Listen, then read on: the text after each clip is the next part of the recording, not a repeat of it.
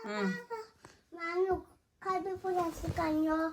Come on, I'm going to open. Yeah. It's itlog.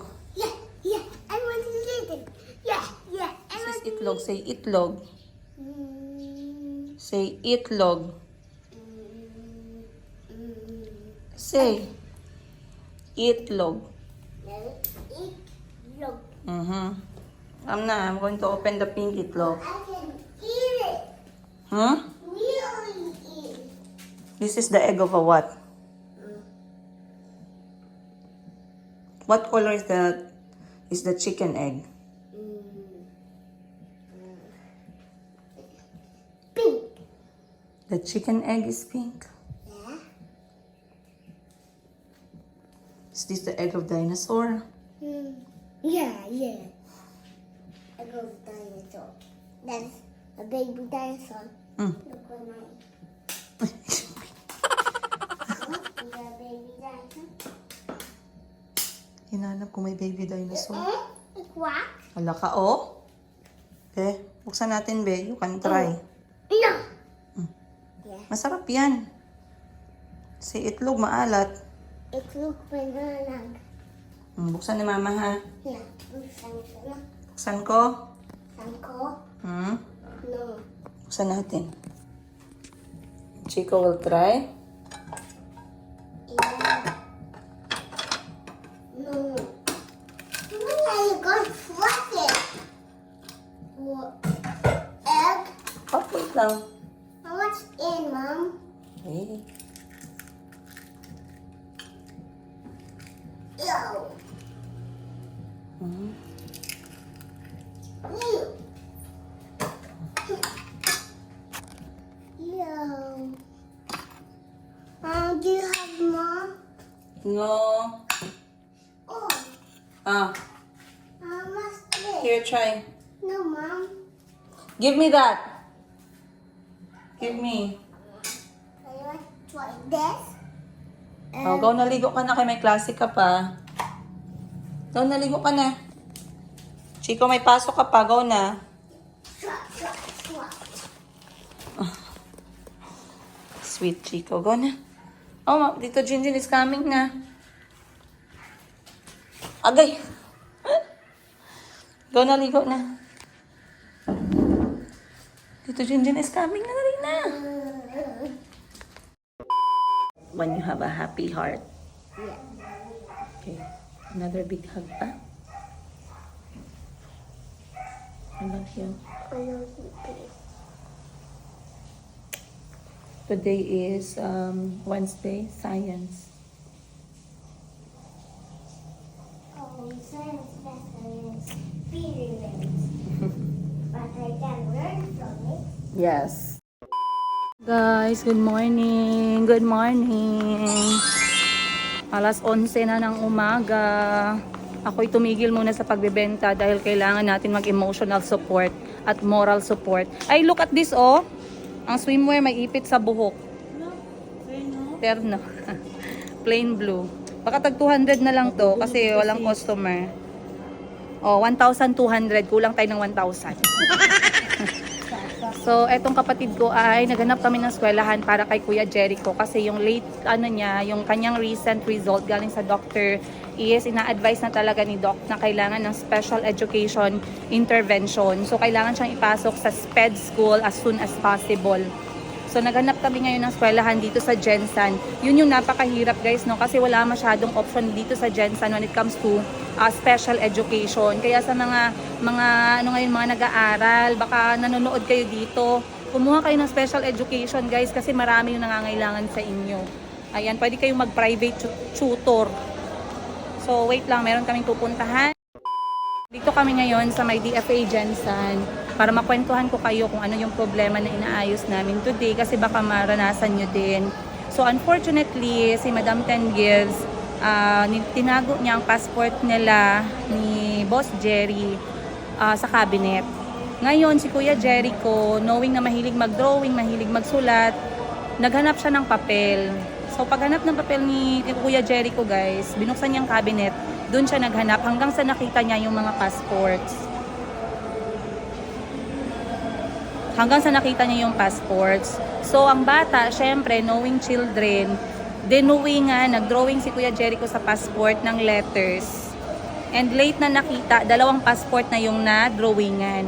So, hindi ko alam sa inyo dito sa mga viewers natin kung na-experience nyo ba to.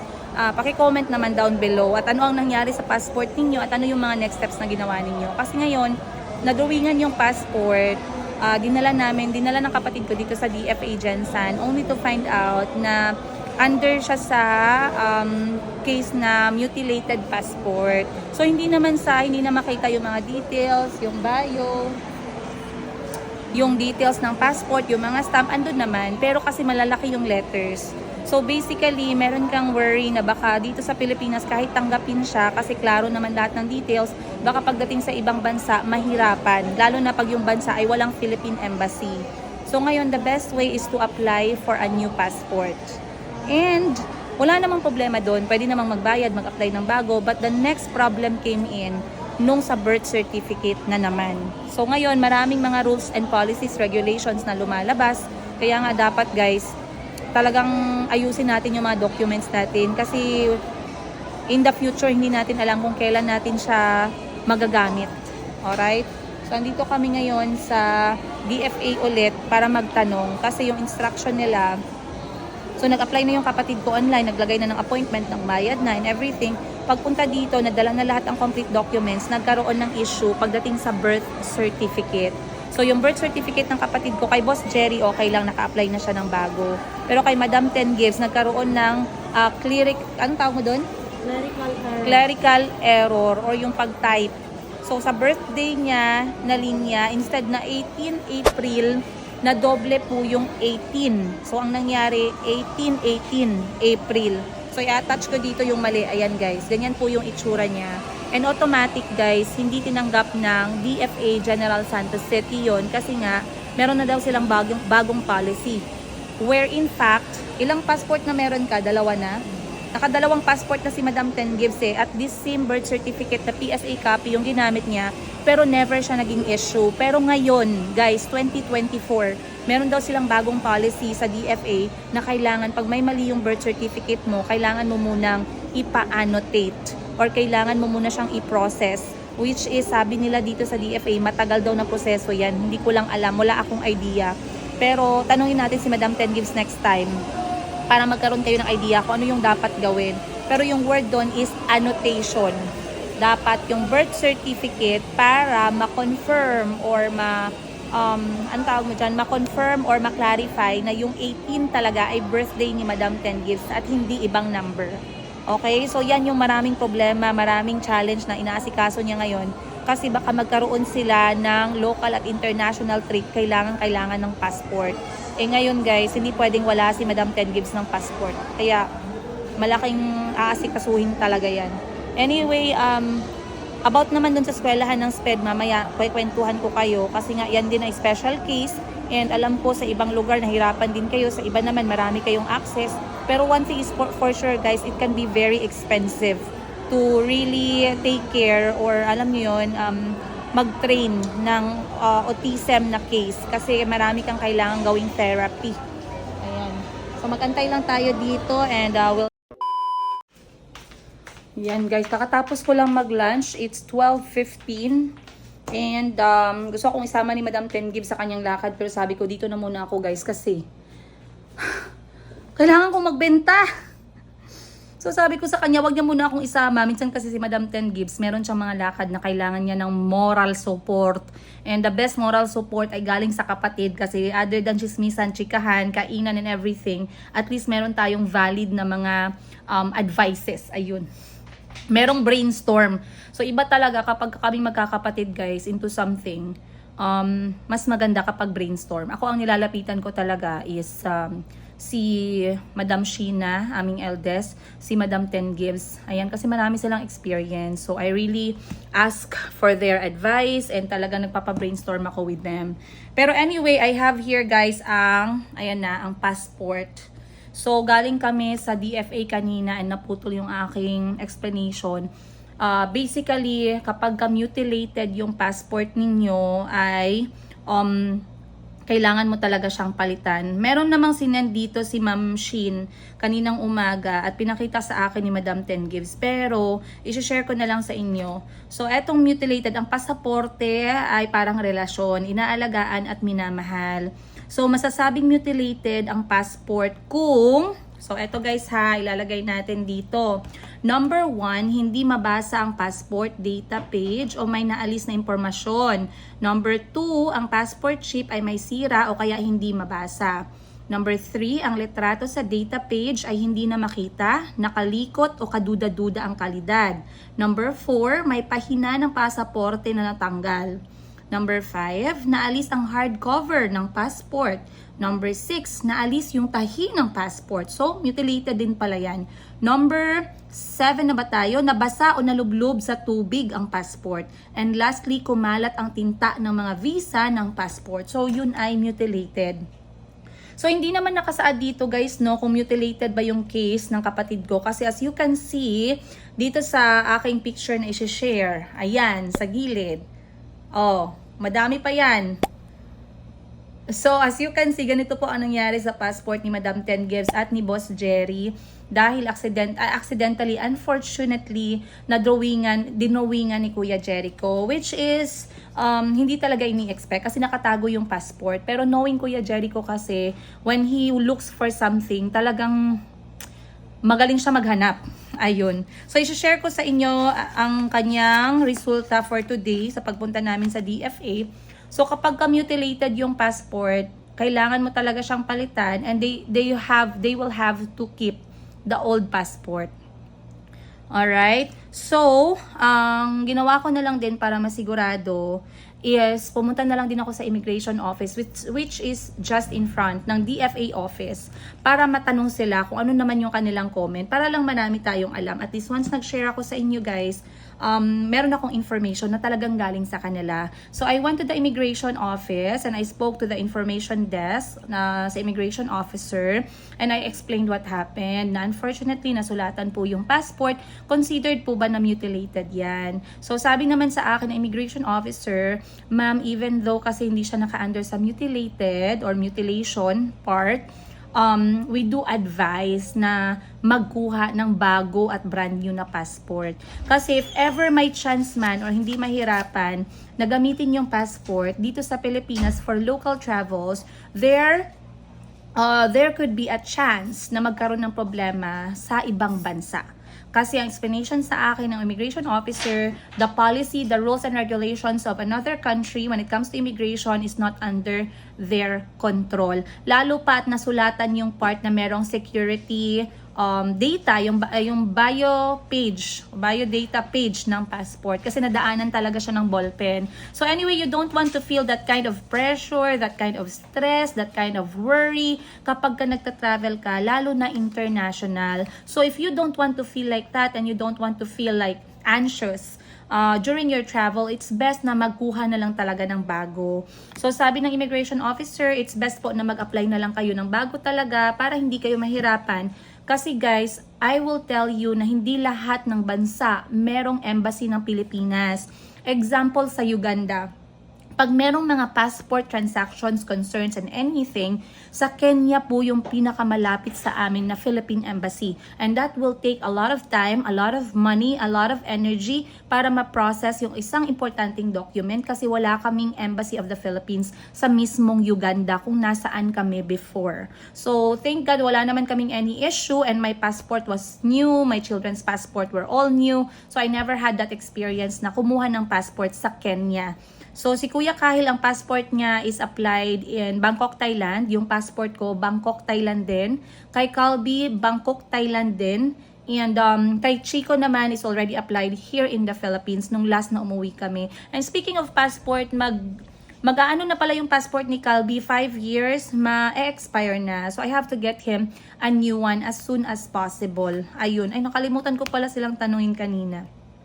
So anyway, yun yung sinabi ng immigration officer. Hope you guys learned from that. Best for you to keep your passports out of reach. Kung pwede, nakalock yung case ng passport ninyo kasi yung mga bata ngayon guys, ay naku, hindi mo naman sila pwedeng paluin sa ganyan na mga bagay. You have to be responsible din. So, magastos siya talaga kasi you have to apply. So, sa case naman ni Madam Ten Gives, mas lalong magastos dahil nga hindi natuloy yung kanyang pag-process kahit nakabayad na siya ng kanyang passport appointment. Dahil pag-present niya ng kanyang documents, merong clerical error sa kanyang PSA birth certificate. And that thing I'm going to share with you guys next time once again. Ayun.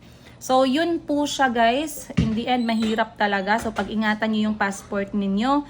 And, yeah. So, Madam Ten Gives always tells us kapag sa mga ganitong sitwasyon, experience is expensive. Ganun lagi. Or learn from your experience. So, ganun. We have to keep that in mind. Bago kami pumunta kanina ng DFA, we also went to visit some school na merong special education. That is again for Kuya Jericho's case. Kasi na-mention ko sa inyo last time na Kuya Jericho is under sa autism disorder. This is already confirmed by his developmental pedia. And meron talaga siyang diagnostic, you guys. Hindi kami yung nag-diagnose. Baka sabihin niyo nagpataka lang mag-diagnose. It's the doctor. And our doctor is very, very good. Of course, shout out kay Dr. Di Malanta dyan sa Manila. Ayun. And of course, ang nag-connect sa akin kay Dr. Di Malanta is walang iba kundi si Sir Wilbert Tolentino. Napakabait na tao, you guys. I'm not saying this because he helped me one way or another. I've stayed with them for 2 weeks. And alam niyo yung parang nakikita niyo lang sila, napapanood niyo lang sila sa TV. But I look at him nung nakasama ko siya. Genuinely, guys, mabait po talaga yung puso ni Sir Wilbert Tolentino. He's very generous sa kanyang team. Maalaga siya sa kanyang team. Very hands-on. So, ang sarap ng ganung klaseng amo, no? Sir Wilbert Tolentino, i-hire mo na lang kaya ako, sir. Ay, joke lang, sir. Anyway, yun, guys. And, nagkaroon kami ng problema kanina kasi we went to this very popular school for special education, which is malapit lang dito sa office. Pero ngayon, ang problema is overpopulated na sila. Sobrang daming student. 28 in a classroom, and that is already too much. So, nirefer nila kami sa another school. Dito sa Jensen, we have few schools na merong special education na offer. So, yung SPED, General Santos City, puno na talaga. We went to the next option, pero meron pang third option, which is ang Piat Sharon Elementary School. Hindi na namin pinuntahan. We went to JP Laurel Elementary School, and ang ganda kasi, alam niyo yun, ready sila for us, for this kind of cases. Lalong-lalo na pag meron kang diagnostic from your doctor, and meron kang complete document stating na he's really in need of special education kasi priority talaga yan siya, guys. Tanggapin siya, walang reason. So, may space dito sa may JP Laurel Elementary School ng Jensen. It's a public school, wala po siyang bayad, libre na libre. The teacher who's going to handle them is really a special education teacher kasi medyo mahirap maghanap ng SPED teacher talaga, guys, dito sa amin sa Jensen. Pero at least we found one, and inshallah, mapasok namin si Kuya Jericho as soon as possible. Kasi sabi ni Doc, hindi, other than sa therapist niya, kailangan niya talaga kailangan siya ma-handle ng isang SPED teacher. So we are very happy, very productive yung araw namin today. And yeah, ang dami naming nagawa ngayong araw, you guys. Though hindi man ako masyado nakapag-focus sa pagbebenta kasi nga sarado yung Mayumi Thailand closet today. May sakit si Miss Joselle, si Parts din, merong family, personal problems ngayon. So I have to work on my own muna. Wala muna akong team. Yan. Solo flight lang. So once again, you guys, maraming salamat. Sana meron kayo natutunan. Let me know if you experience the same thing. Katulad nito nangyari sa amin when it comes to passport, when it comes to the birth certificate. And please, guys, advise us kung meron kayong mai-advise dun sa maling type na birthday. Yung birthday na may nagdoble yung number. At saka yung annotation experience. Kung na-experience nyo yan, please advise us down below. Comment down below. And yun, and if you are taga Jensen and you know a SPED teacher, please comment down below din, guys. We really need a SPED teacher, yung talagang qualified. Hindi yung trained lang, kundi yung qualified talaga kasi yun yung advice talaga ng doctor. Sana lang no, if I'm still younger and I still have the energy, I would study again. I would love to learn special education kasi may nag-advise sa akin yan when I was in university to get special education, but I did not have the time or the resources for that. So I opted to go out of the country immediately after I graduated the 5-year degree ng elementary education. Ayun. So once again, you guys, dun lang muna. Sa next video, gusto kong pag-usapan natin yung DSWD naman na requirements para kay Kuya Kahil. Para naman sa mga magta-travel or baka kailanganin yung mga informations na kanyan, at least pwede kong ma-share sa inyo. Ayun. Maraming salamat you guys. And I'll see you on the next episode. Much love from the Yigas.